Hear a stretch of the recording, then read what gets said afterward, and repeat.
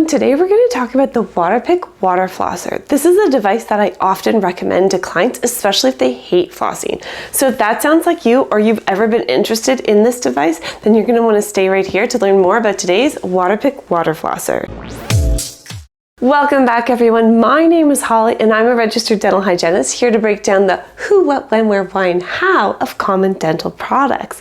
Today's dental product is the Waterpik water flosser. And before we go any further, I just want to let you know that the video is not sponsored, so all the opinions about these products are of my own. And if you like the content in the video, feel free to give it a thumbs up or hit the subscribe button below so that you can be notified whenever a new video drops.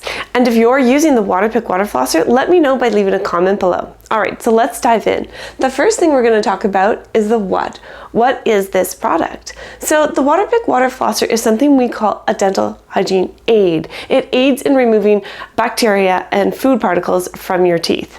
This is why it's a great replacement for flossing, especially for people who either don't like flossing or their hands are too big to get the floss into their mouth, or people who are flossing but not flossing effectively. So I sometimes have clients who come in who tell me that they're flossing every day, but I'm still seeing issues with their gums. Now, there could be a lot of other reasons for that, but one of the first things I'll do is have them show me how they're flossing. And if they're not able to get a good technique when they're flossing, then what I'll consider is recommending the Waterpik water flosser. There's a lot more leeway in how you use this to still get good results, whereas with flossing, it's very particular in order to get good results. The other really great thing about Waterpik water flosser is that it's clinically proven, safe, and effective. So if you go on the Waterpik's website, you can find a ton of research articles explaining all of the things that it's been clinically proven to do.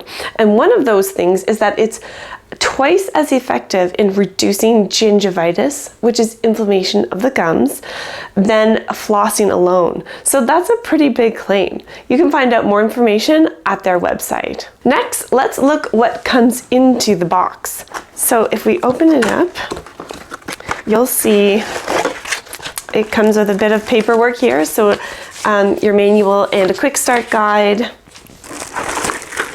It comes with the countertop unit. It comes with a case to hold the Waterpik tips, so that's good. And then this particular model, this is the Waterpik water flosser Aquarius model, and this one comes with 7 tips. All right, let's just look over the unit for a second here. So the unit comes with a power cord. This is something that you're going to have to plug into to be able to use. And then it also has this here removable water reservoir. So you can fill this up with water, or this unit can also use mouthwash. There's also a section here when you open the lid that you can take the tips that come with it and store them in there for use. Good. Okay, a few other features on this here device is that there is a power button. So that's what's going to turn the motor on to use it. And there's another button here that changes the mode so you can use floss or massage. And then there is a large dial here, and that will adjust the power setting for the water, the pressure. And then the wand here comes off like that, and it has a few features, the on and off button, and that will turn on and off the water. So this here power button turns on the unit, but there will be no water spraying until you turn on the on button on the wand.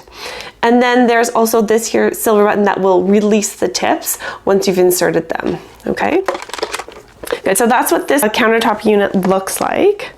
All right, next let's talk about the who. Who can use this? Well, Waterpik says that anybody ages 6 and older can use this. I find this unit is particularly useful for seniors or people who have a lot of dental hardware in their mouths. So we're talking things like crowns, bridges, we're talking things like spacing between their teeth. If you're a person who feels like you always get meat stuck between your teeth, this is a really good unit for you to use. Now, who should not use this unit? Well, anybody who has a recently extracted tooth or any kind of open wounds in the mouth should not be using the Waterpik until that heals over. People who have oral piercings should not use the Waterpik unless they remove the piercing first. Now, children can use the unit, but they should be supervised or else you could end up with Waterpik wars. And of course, if you take antibiotics before you have your dental cleaning, you should check in with your dentist or dental hygienist on whether or not a Waterpik is good for you. Next, we'll talk about the how, the when, and the where to use the Waterpik. So when you're first using the Waterpik, when you first open it up out of the box, you're going to need to prime the unit. So what that involves is filling the reservoir with water, turning the unit on, putting it to a maximum power of 10, and then letting the water run until it starts to spray out of the tip. Once it starts spraying, then your unit is primed and ready to go. With this device, you can use warm water or cold water. You can also use mouthwash in this device, but stay away from iodine or concentrated essential oils because it can gunk up the inside and it'll actually void your warranty. When you're using this device, you can use it either before or after you brush your teeth. But keep in mind the toothpaste that you use. If that toothpaste tells you not to rinse after you've used it, then you should use your Waterpik before you brush. This unit also has a 30-second pacer or timer, and what that does is as you use it, it will pause slightly in the jet stream of water to let you know that it's time to move on to the next part of your mouth, whether you're going from top to bottom or bottom to top. It does it again at another 30 seconds, and then the unit will shut off completely after 5 minutes of continued use because you should not be using it longer than 5 minutes. When using the Waterpik in your mouth, you're going to have to choose the appropriate tip for the Waterpik device. This one is just the classic tip. You click it in until this ring clicks to the bottom, and then it won't come out. And then you can use this in your mouth. So for best results, it's best to hold this tip at a 90-degree angle to the gums. You're going to want to trace your gums while stopping in between the teeth to allow that water to penetrate in there. That's going to allow the water to clean under the gums and get between the teeth to flush out any bacteria or food. You can either keep your mouth open and lean over the sink to allow the water to drain out of your mouth, or once you get the hang of things, you can even begin to close your lips around the tip and trace your gums that way, and then pause to spit water out as you go. For first time use, make sure you start on a lower power setting like 1 to 2 and work your way up to a higher power setting. The clinical research that has proved this device to be effective is done at a power setting between 6 and 7, so try to work up at least to that level. For healthy gums, you could go all the way up to a power level of 10. Use this device daily, and you can start at the back teeth and move towards the front teeth. Be sure that you use this on both the outside of the teeth as well as the inside of the teeth. Next, let's talk about the tips. So this unit comes with 7 tips. 3 of them are the classic jet tip, and these are different colors so that different family members can still use the Waterpik. These are good for general use. Next, we have the pick pocket tip. This is good for deep gum pockets and furcations. You can only use it on the lowest pressure setting. The next is the plaque seeker tip. So this tip is ideal for implants around crowns, bridges, retainers, and for general use. And then there is this toothbrush tip. This is also good for general use. And finally, we have the orthodontic tip, and this tip is great for braces and also general use.